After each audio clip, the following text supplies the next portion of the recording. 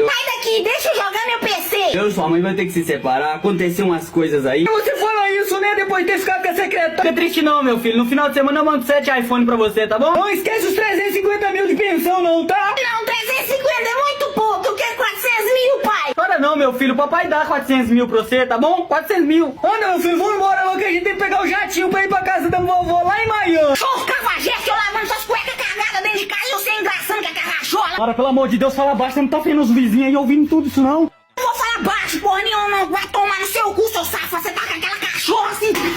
Ah, mulher, tá ficando doida, mulher. Pra mim, você é um frouxo. Não dá conta nem de uma, tá caçando outra, seu cafajeste. Você é um frouxo, pra mim é um Oh, meu amendoim. Deus do céu, que desgraça, rapaz, minhas olhos sujando tudo aqui. Nem na cama não presta. Deus do céu, não fala esses trem aqui não, meu. É igual um pato, só tem ovo. Você some da minha frente, senão eu vou te dar um murro na sua boca. Meu amor, me perdoa, a carne é fraca. Foi só uma vez só um beijo. Ah, não, você quer saber? Eu vou te matar, você...